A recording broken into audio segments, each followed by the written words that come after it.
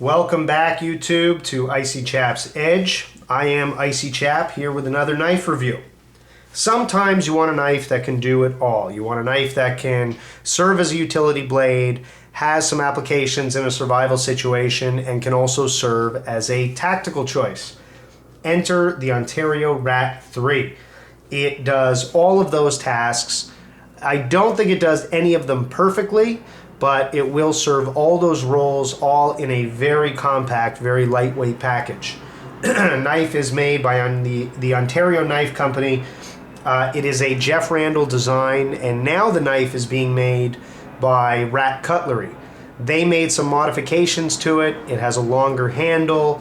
The exposed tang has a point, and the overall fit and finish of the knife is considered better, although now it's a little bit more expensive. It also no longer comes in D2 steel. It only comes in 1095 high carbon steel. This blade is in D2 steel. The blade is 3.5 inches long. Overall length of the knife, 7.25 inches. The thickness of the blade, somewhere between 1/8 of an inch and 3/16. It weighs in at a very light 5 ounces. I believe it's actually just under 5 ounces. And the handle is made of canvas micarta. I paid about $100 for this knife about 3 years ago, maybe 4 years ago. I'm not sure what it's going for now or if Ontario is still making it, but you should still be able to find it on the internet. So let's look at the knife. First, the sheath. Excellent sheath design, excellent sheath material. Very durable plastic, synthetic, will not absorb moisture.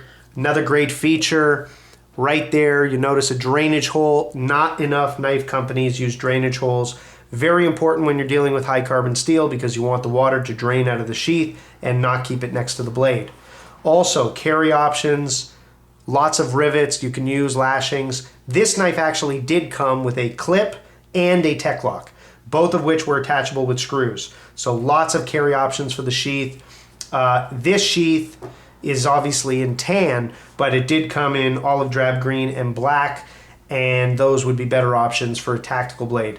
Also, the retention of the sheath is excellent. There's no movement, no rattle at all. It's a very quiet sheath. To remove the knife, just put your thumb on the back of the sheath here and apply a little bit of pressure, and the knife slides out very easily. So, excellent sheath design, like it very much, and wish that more knife companies would follow suit. Now let's look at the blade. The blade design, which really all of the Rat knives had, is why this knife has so many universal applications. Number one, it's got this great drop point. It's a very strong tip because of it. The thickness of the blade runs almost throughout the entire length of it. And it also has this excellent sweep and curve here with a lot of belly, and we'll talk about that. First, let's talk about utility knives.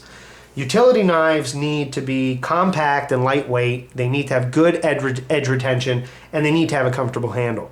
A lot of people for utility knives go to folding knives because they're so light, small, easy to carry. Because of the sheath, this is very easy to carry. It's only 5 ounces. The sheath, I think, adds maybe another 2.5 ounces. So it's a very lightweight package to carry around. Edge retention, I don't think you can beat the D2 steel. It is just phenomenal when it comes to edge retention. It's a very, very hard steel. It has shortcomings, it's brittle, and if you pound on it, it can chip.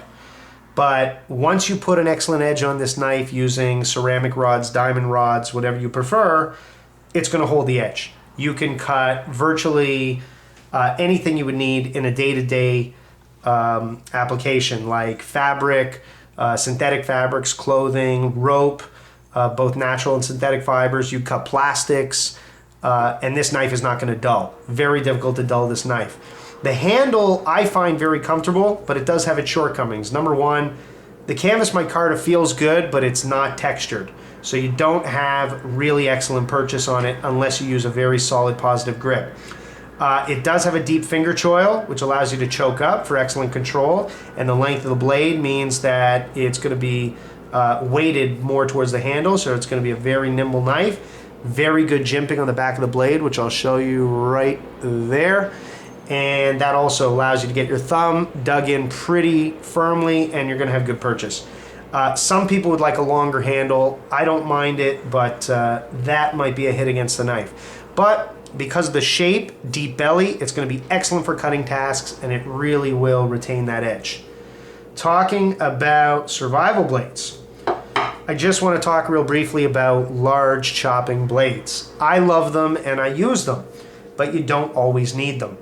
If you're in a cold climate and the only way to start a fire is to get to the inside of that log, you need a jagged edge on the wood that's going to burn really hot and warm you up, then I say yes, you need a large chopping blade, either an axe or a large bladed survival knife. But if you're just out for a hike, even an overnight, then you're really not going to be doing that. You're not going to be chopping wood. You just don't need to. For purposes like that, this is an excellent choice.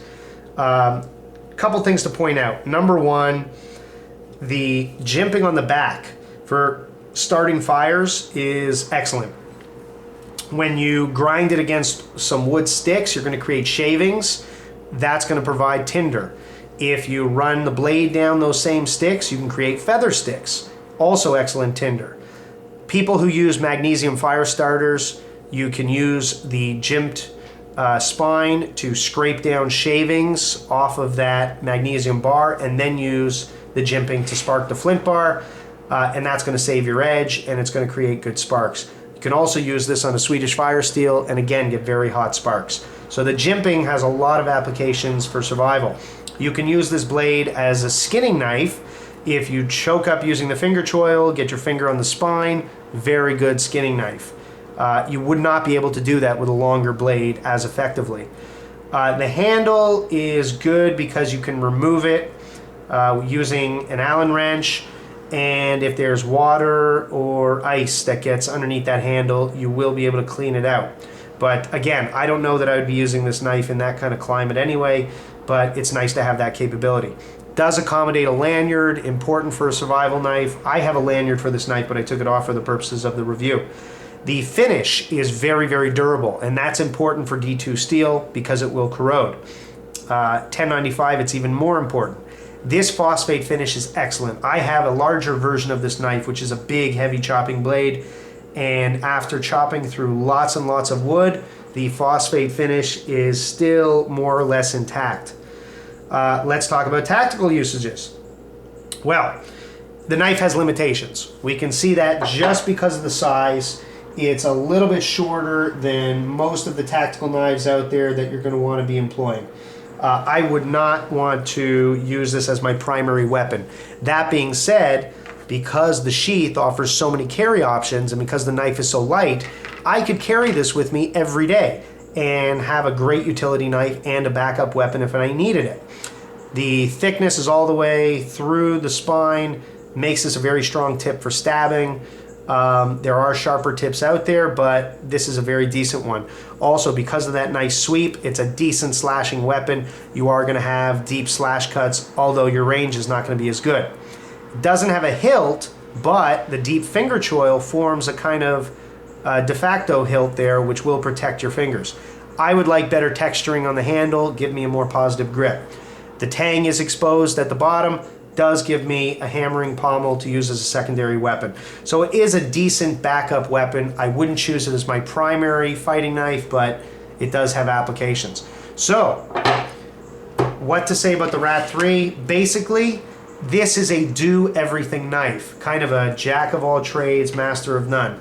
It doesn't do any of those tasks perfectly. I would say probably its best application is as a small survival knife when you're going hiking, which is going to do some small tasks for you and hold that edge really, really well. The other applications as a utility knife or tactical blade, I would say are really as a backup to your primary method for either of those tasks. But very good knife, very well rounded. I would say it's very universal. It just isn't perfect for any of those choices. But for some people, it's not an option to have the perfect knife for everything. They just want one knife that can do it all. And for those people, I would recommend this knife. I actually give it a very solid 7.5 out of 10.